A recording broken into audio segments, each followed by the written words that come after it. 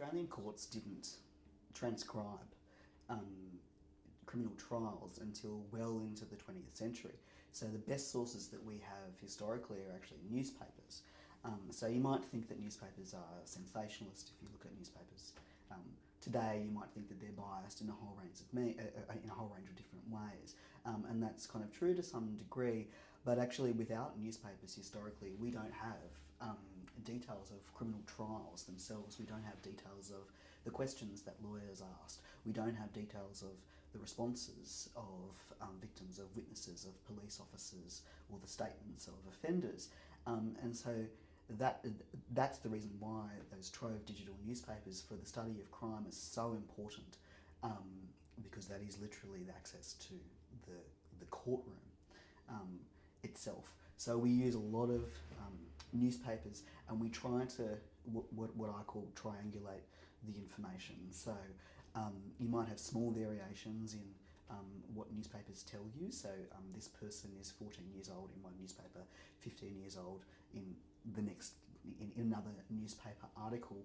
Some of that we have to remember is often being done by ear from the court transcriber, listening to the testimony, and names are sometimes a little bit wrong because they've just heard the name and haven't actually seen it written down. So that's one of the challenges of using that materials. That's the main for historical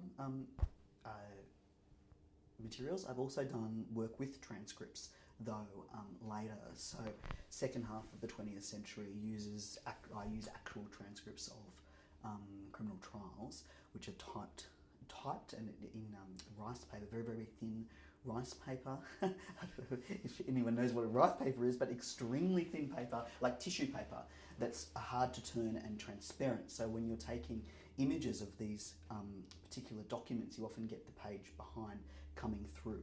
So they're kind of difficult documents even in themselves to use. But the amount of information that's in those documents about criminal trials, about all those interactions that are going on in criminal trials, about so medical testimony, things that you wouldn't actually get in newspapers because it was seen as not respectable to publish particular types of medical testimony. Then you also get judges' statements, extensive sentencing statements that you don't otherwise have. So, with my work, I have to use a range of different sources, and it depends a lot on the research project that I'm looking at, which are my main sources that I'm going to use. Outside of that, we do some work with official statistics, and that's often comparing official statistics to what we actually have on the ground information. So you can look, for example, at death rates in official statistics, and you can compare them to prosecutions for homicide and see what the difference is between the number of deaths identified as a homicide and those actually prosecuted as a homicide. And then, depending on what the findings are, you come to various conclusions from that difference.